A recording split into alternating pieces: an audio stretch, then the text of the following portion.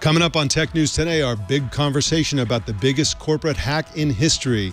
I'm talking, of course, about the hack of Sony Pictures Entertainment. It's all coming up right now on Tech News Today. This is Twit. Bandwidth for Tech News Today is provided by CashFly at CACHEFLY.com.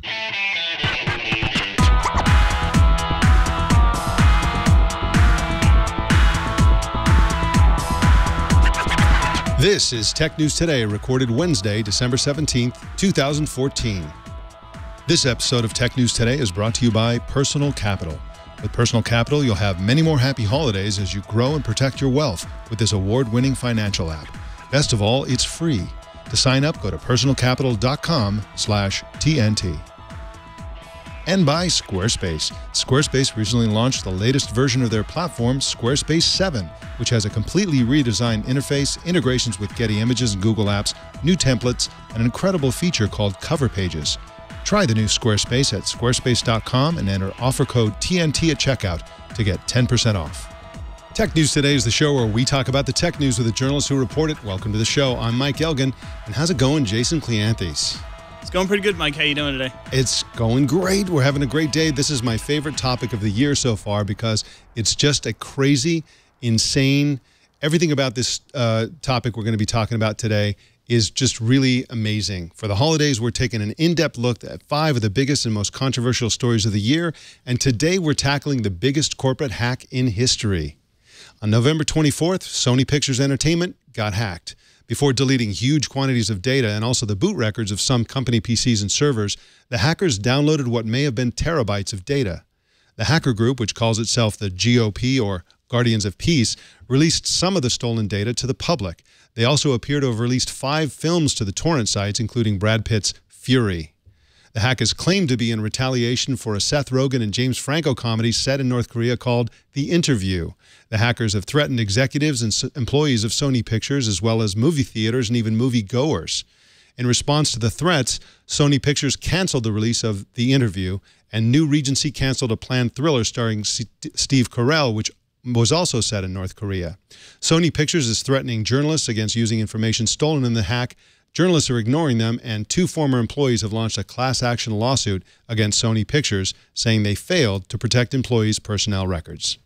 Joining us to talk about this is Elizabeth Weise, a reporter for USA Today. How you doing, Elizabeth? I'm doing well. How are you? I'm doing great. Thanks for joining us today. And David Bloom is tech editor for Deadline. How are you, David?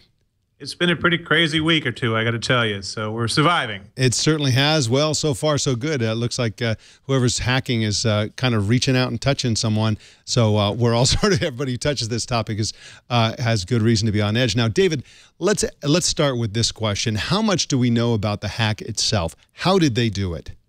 We believe that, well, what we're hearing out of D.C. now is the federal government's about to come out probably tomorrow, which will be after before this thing airs, to say that the North Koreans, or a North Korean group ordered by the leadership there, probably Bureau 121, an elite hacking organization within their government, reached out, used malware to burrow into the systems and download 100 or so terabytes, which is, according to the old rule of thumb, roughly 10 libraries of Congress worth of books. I mean, we're talking about thousands and thousands and thousands of documents. And it's documents that contain everything from sensitive emails that have proven very embarrassing for some of the top leadership of the company and their the producers, the high-profile producers they work with, to personnel data, to health records, to social security numbers. Some of this stuff has no interest to anybody other than people doing crappy stuff to crappy people, or by crappy people. And some of this has some salacious value. Mostly it has been useful in embarrassing the Sony leadership quite a great deal. And as you say, it's led to more than one actually class action. So we reported on 2 and are seeing lots of conversation about others that might come up. I know a lot of former employees are deeply, deeply upset about this, among other things, because they left the company and they're still vulnerable to what can be devastating for them because this stuff is out in the wild. Yeah, so Elizabeth, just to the point about who did this, in the early days, Eric Hesseldahl at Recode reported that that they were looking at North Korea as a possible suspect. Then for a little while, everybody thought, yeah, it's got to be North Korea. And then there was a period of time where it was like, no, it can't be North Korea, it's not them, and so on. And in fact, I think there's some kind of, I guess you'd call it circumstantial evidence that it's not North Korea, namely that the first time the GOP mentioned the movie The Interview by name was December 16th. And so, you know, it seems like they did the hack, and then when everybody started talking about North Korea, they started talking about North Korea. And so that kind of makes it seem like they didn't really do it. But there's new information coming out that suggests that, in fact, the FBI believes that it is North Korea. Can you talk about that? Well, and this, it is a movie. I mean, somebody's got to film this at some point, because the last 3 weeks have been this roller coaster. I mean, you've got denouement, you've got everything building up, and then it crashes, and then it comes up again. I mean, it's been insane. We now have the head of the the head of the FBI saying it was North Korea. North Korea was behind this hack. What they're saying is that it was done outside of North Korea, and a lot of the evidence would point to hackers either hired by or actually from North Korea, working out of China or elsewhere, we don't know, who were behind this. But there's been so much misinformation. I mean, it's so Cold War-esque, you know, misinformation and subterfuge. I actually had, I got some Korean language experts at UCLA to look at some of these notes. And I said, do any of these look like they were actually written, the notes that the hackers have been posting as their threatening messages?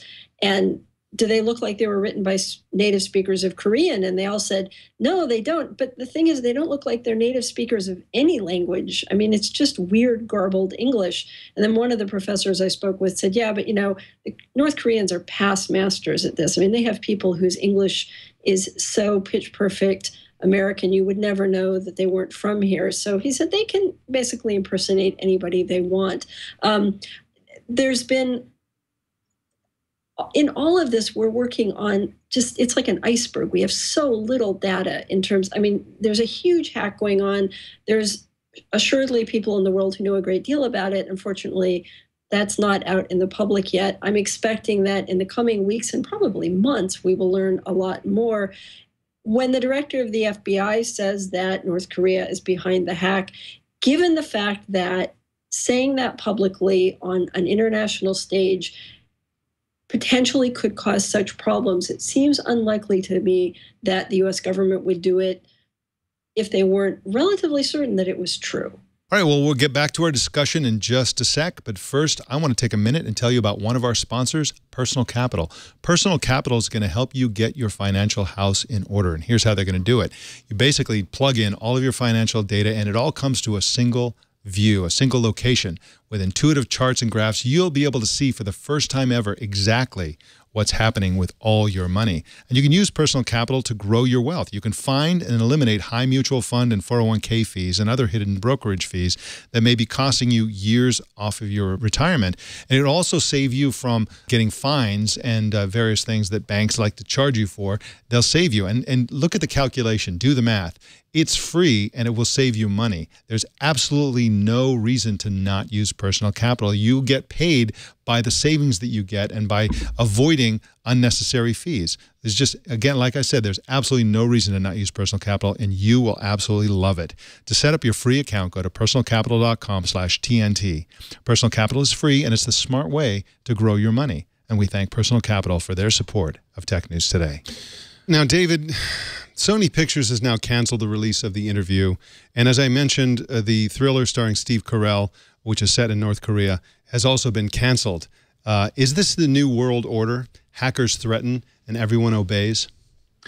This one is more than well, let me just say things. First of all, the scope of the hack itself is so unprecedented in its size and scale, so far beyond even some of the whacks that Sony's taken in the past on its PlayStation Network in 2011, compared to even some of the impacts on companies like Target that got hit for something like 77 million transaction credit card numbers. The scale of this sort of the depth of the diving in is pretty remarkable. And then to turn around and release that in a selective way in a series of tranches, it's sort of hard to believe that most of the time, most anybody out there is going to have both the time, the motivation, and the opportunity to do something of that scale. What I think is interesting to look at is, will Hollywood walk much more carefully? I mean, this was a particularly impolitic, and that was part of the sort of gleeful, in-your-face nature of the whole project, for good or bad. It was impolitic enough to actually use Kim Jong-un's actual name and likeness, and he gets his head blown off. Not to put a spoiler out there, but you're not going to see the movie legally anyway. Now Sony has said we're not going to release it, period. Not on VOD, not on anything. They issued a very short one-line statement. We got a clarification, and it is not coming out. Though lots of people, our traffic blew up and our comments blew up because people were like, well, they should just give it away everywhere. And it's not going anywhere, at least right now. I mean, unless somebody hacks in and releases it, which would be, I think, probably the perfect denouement. Speaking of denouement, it would be perfect for the movie that would then come out and be shared on BitTorrents around the world. So, well, the thing about this movie that's so funny. So, our one of our reviewers saw it because it premiered in Los Angeles, and the premiere there was fine. And it should be said, I mean, a lot of this all came to a head on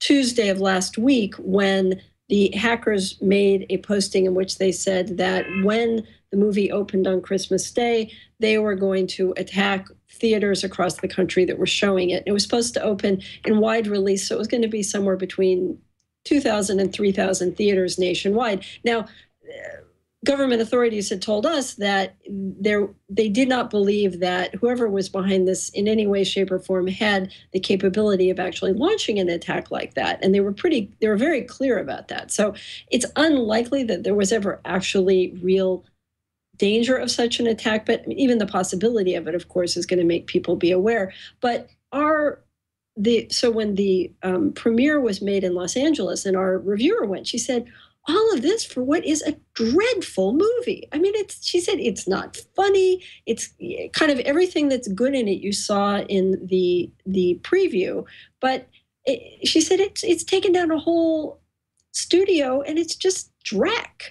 So, and yet now it will become the great holy lost grail of all time, and people will be killing each other to find it. Yes. So it's going to be stored, I think, in the Raiders of the Lost Ark, that Ark of the Covenant in the Smithsonian. They'll actually have the original digital files stored in there in the Ark, I suspect is what's going to happen. It is crazy. As she said, it's not the reviewers have not been kind, the ones that have weighed in. And it's a $44 million movie, $42 million, somewhere in there. They probably spent at least that much again on promoting the darn thing.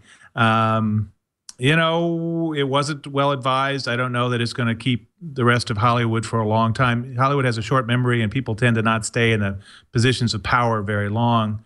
Probably the bigger question is, how long does Amy Pascal hang on? I mean, she's been there for a long time as the head of the studio. Michael Linton, her boss and co-chairman, has been there for a lesser time, but still quite a while. How long do they stick in this stuff? Sony's had some challenges on other parts of its business. Kaz Hirai, apparently signed off on this film, and they did mute some of the or reduce some of the impacts of the film originally, and now there's going to be a lot of recrimination, I think. Well, I'm less concerned about Sony Pictures than I am about Hollywood in general. I mean, you can see from some of the hacked emails that they were already concerned about offending the Orwellian dictatorship in North Korea, which was already kind of disturbing. And now, with all these canceled movies and, of course, trying to get a project through that in any way criticizes the North Korean leadership, which is, it's a government that needs desperately to be criticized heavily and publicly. And now that's just all going to be silenced, which is essentially a message to the world, to every terrorist, every sort of like, bomb-threatening hacker, every lone wolf, whatever, that the way that you suppress the information you want suppressed is you do a hack like this, and then you do threats like this, and you get your way. You get to silence Hollywood over whatever issue you want. So I think this is. But I think it's you're saying a hack like this, and the fact is there aren't going to be hacks like this. There aren't that many operations at that level. There's a small set out there, and again, what's your motivation? What are you going to get out of it? What we've been told by law enforcement is there's probably 3 or 4 governments out there in the world, aside from our own, that have the level of sophistication to do this level of extended, focused, sustained assault that rousts out and then, to turn around and do what they've done. There's not a lot of players out there that can do this. So it's not going to be, ISIS is going to do that, because, ISIS is pretty sophisticated about social media, and that's fantastic for them, not so much for the rest of the universe. But it doesn't mean that they can then turn around and break into a studio that writes about Arab terrorists. It's just not going to happen. And I think an important point, though, to note about that is that, because it's true, there aren't many groups who have the chops to do this. Though one of the things that we've been hearing from U.S. officials is they don't think a year ago that North Korea had these chops, and so it is this is an escalation. And I think there's concern. I certainly heard of concern from security folks that as other countries realize what potentially they could do with this, that we will see other nations be able to do this. And if you go to Black Hat, if you go to any of the big security conferences, they're always saying, yes, soon enough, we will see nation states using this to wage a sort of cyber war. And even Newt Gingrich, I believe, tweeted about this today, that this was this first cyber war and the bad guys won. That wasn't his wording. There you go. So there weren't many people who could do it. Even the FBI says a year ago they didn't think that North Korea could do it, but clearly, or it seems likely, that North Korea now can do this. And so I think the concern is going to be in 2015, who else will have this capability? Well, and the other disturbing thing is it sounds pretty likely that, at least to a certain extent, or maybe entirely, this thing was kind of outsourced to someone outside of North Korea. This may not have been North Koreans who have been trained in the North Korean hacking system. And what that means is that there's a market now for this sort of thing, that hackers who can develop or who already have these capabilities can offer them for sale to the highest bidder. So that means, who knows, Saudi billionaires, almost any sort of government, if you can pony up enough money to pay for the services of this kind of hack, you can do this sort of thing. And of course, I think that as hacking skills grow, it's going to be easy to a certain extent to find companies like Sony Pictures, which apparently had lax security. So you only need one hacking organization to find any one of thousands of companies that's vulnerable. All you need is that one company in order to make a big point and to get in the press and so on. Well, anyway, so Slate's David Auerbach says the Sony Pictures hackers are in fact terrorists.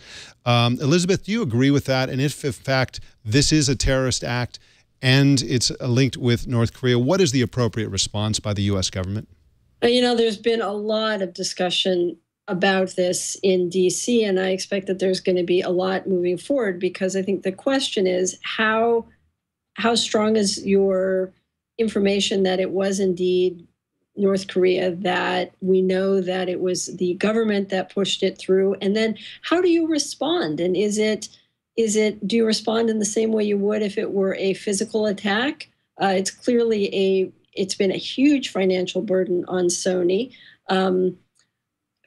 Is it terrorism? I don't know what the UN definition of terrorism is, but, if you've got an organization that is using the threat of violence to get people to do what it wants, perhaps that follows the definition currently. I think we're going to see a measured response on the part of the United States. In part, the entire world has always tread somewhat cautiously around North Korea because it is a rogue state. It is a country where other countries have trade, they have financial connections with the rest of the world, and they realize that there's a little bit of a quid pro quo. North Korea has not had that. It's been very much a standalone kind of where they could do anything. And if this turns out to be them, and it appears that it is, they have done anything. I mean, nobody would have said 6 months ago, oh, yeah, that's what North Korea is going to do. They're going to take down a U.S. company, a U.S. Film studio. Who would have thought? And yet that seems to be what's happened. Yeah, and among the things that they don't have is a internet infrastructure that can be that you can counteract a cyber war. They can attack our infrastructure over the internet, and then when we go to attack theirs, there isn't one, basically.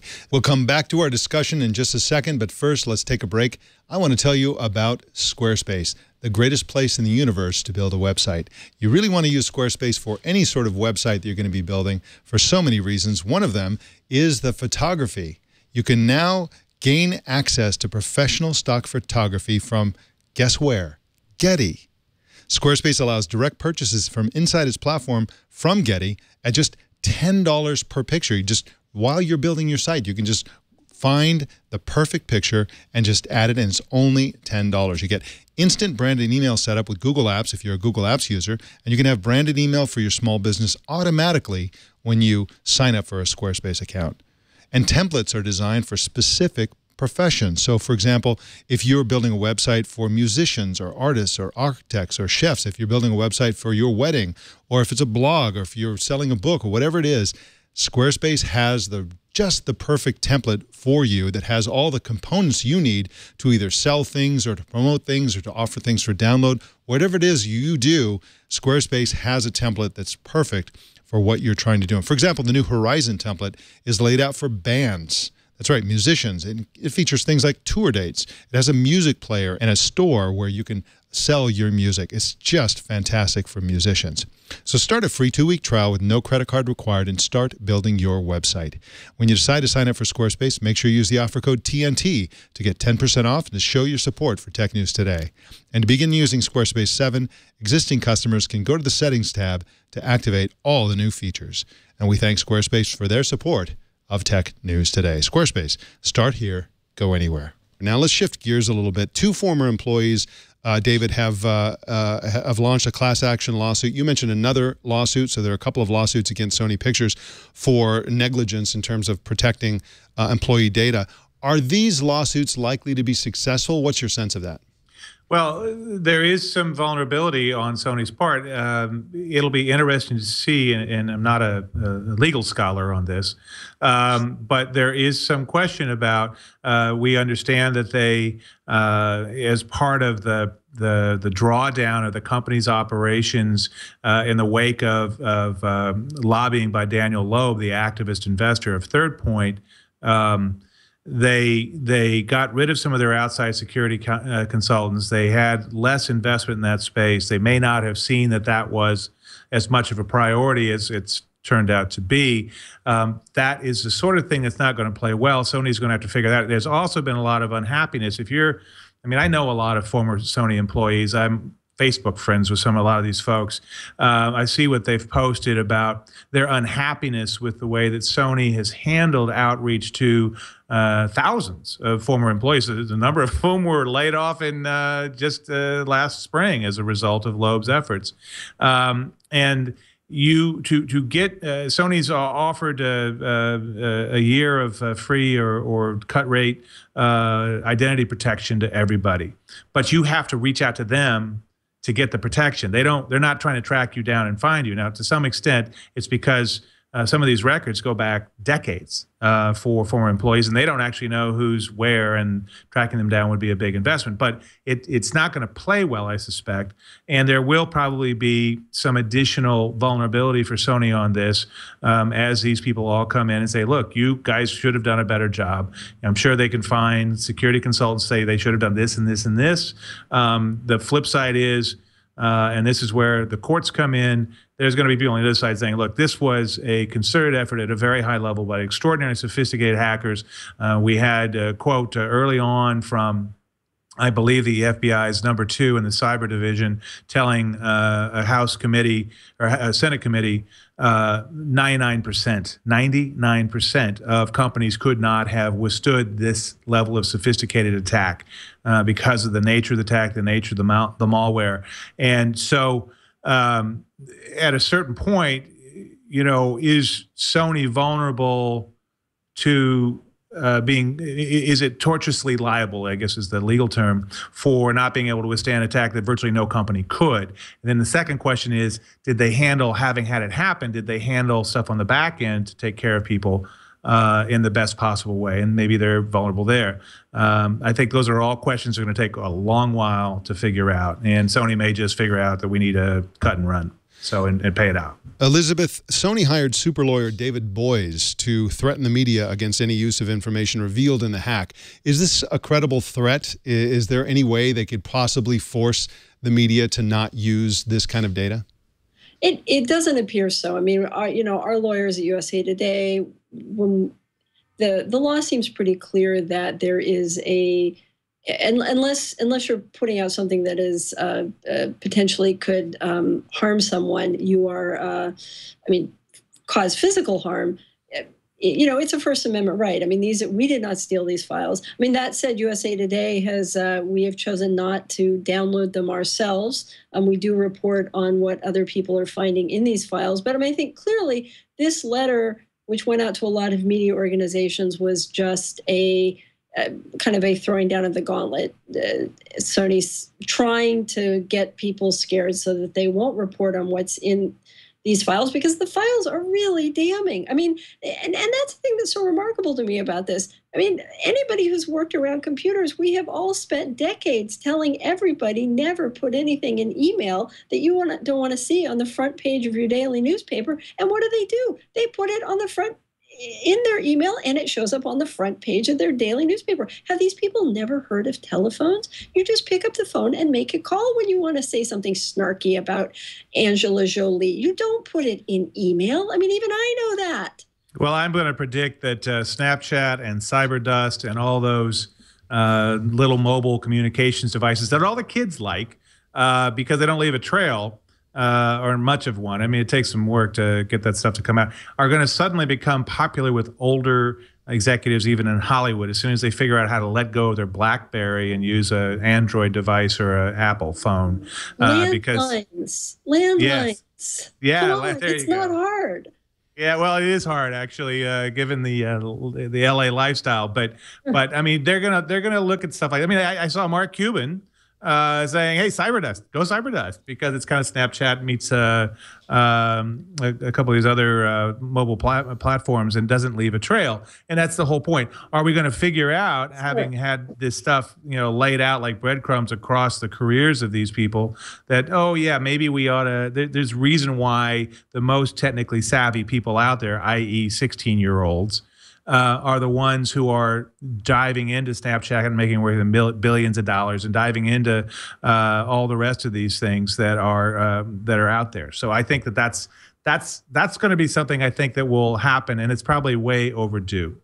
And encrypting email too. I mean, that's another thing. It's remarkable to me that, especially for some of these very high-level folks, that they just weren't encrypting their email as a matter of course. The headline of the Mark Cuban story there started with, people need to learn. And anytime anybody says that or writes that, they are fighting a lost cause. There's no, the idea that making sure that everyone is virtuous in either the care that they take, or the knowledge that they have, or the ethics that they have, or whatever, and as that, that can never be the solution, because that will never happen. People are going to make mistakes. They're going to be careless. They're going to be lazy. They're going to do what they're going to do. And you don't need, you don't need everybody in a company like Sony Pictures to have bad hygiene when it comes to dealing with personal data. You just need a few dozen. And that's what, in fact, is the case at every single company. That's why lawyers love email discovery, because they can just data mine email, and there's always something in there, always. And it's particularly, I think, the great irony is that the ones who are, it seems, worse at it are probably the ones that are least technologically savvy, again, and most likely to be in positions of influence, because they're a little bit older, and maybe they got there before all that stuff mattered, as opposed to the 24-year-old who's just 2 years out of school but understands that, hey, maybe I shouldn't say this bad thing about my boss in an email that he can review routinely. Whereas the boss's boss never quite got this whole email thing anyway. So he's kind of sending it out, but that's what he does, and he doesn't get it. So he leaves the breadcrumb trail all over the place. So that's part of why it's good. I do think that some of this is the club upside the head for at least a set of people out there who are trying to pay attention a little bit, that maybe there's a reason why we need to evolve a little bit in how we communicate. And it usually takes things like this for people to do it. So I would expect to see a line to show up on a lot of resumes in Los Angeles very soon that's going to say, comfortable with working with email encryption. Hire me as your assistant because I'll make sure that all your email's encrypted. I think there's going to be one showing up saying, "I'm sorry for all the crappy emails I already sent out, whoever you are, before you read this resume." So I think they're going to have a preemptive thing. I just saw that Gavin Polone, one of the more regrettable people in Hollywood, had issued a preemptive apology for all the cruddy things that he said. So everybody's going to be doing it, I suspect. That's right. The defense against saying horrible things or being caught doing horrible things is that everyone has been caught saying and doing horrible things. That's the theory of Jeff Jarvis, who's often is on this show. We basically, hacks like this expose the fact that lots of people say lots of things, and eventually that will become something of a norm. Well, anyway, it's a fascinating topic. It's a huge story with multi-dimensions. We're going to continue to cover it on Tech News Today. Elizabeth Weise is at usatoday.com, and you can follow her on Twitter at eWeise. That's EWEISE. Thank you so much for joining us, Elizabeth. You're welcome. And David Bloom is at deadline.com, and you can follow him at David Blow. That's David BLO. Bloom. I guess I didn't copy the rest of that. Sorry about that. Yeah. It's David the Bloom. whole word. Well, you're in LA, right? So you never know. Yeah. All right. Yeah. Thank you so much, David. I really appreciate it. You bet. I enjoyed it. All right. Well, you can subscribe to Tech News Today on Stitcher, iTunes, YouTube, Feedly, Yahoo, RSS. So many options. Choose your favorite at twit.tv/TNT. Follow us on Tech News Today TV. That's our Twitter handle. And please send us your thoughts and opinions to TNT@twit.tv or call us at 260-TNT-SHOW. Don't miss our evening newscast, Tech News Tonight, every weeknight right here on the Twit Network. My name's Mike Elgan. Thanks for tuning in. We'll see you next time.